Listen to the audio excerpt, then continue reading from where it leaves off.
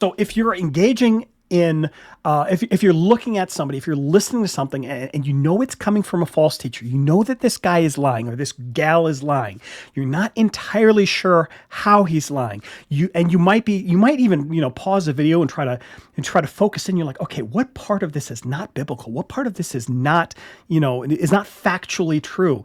And the temptation is going to be, and the exact goal of the misdirection is going to be to look at the shocking thing, to say, this shocking thing must not be true.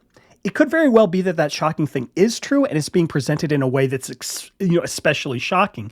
And the goal of this is to get you to look away from the other details, the more mundane details that make this argument fall apart. For this reason, it's more difficult to deal with these kinds of false teachers in person because they will rattle off, again, let's say it's an 80-20 sentence. They'll rattle off a sentence that is 80% correct, 80% truthful, and the 20% undermines the rest of the sentence because it is just not true.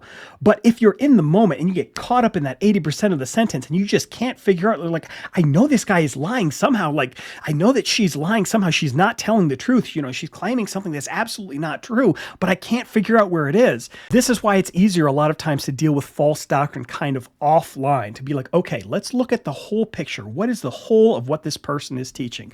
If this is the Bethel, if this is Stephen Furtick, if this is, any one of these number of false prophets, false teachers, false apostles, these kinds of guys and gals that show up, it's helpful to take a step back and to break it down like you're diagramming a sentence even. You say, okay, look, all right, this part at least is correct. This part is true. It does not necessarily follow that the rest of the sentence is true, but I can distinguish, I can look at the nuance and say, this amount is true, this amount is false. That's how the sentence is false altogether.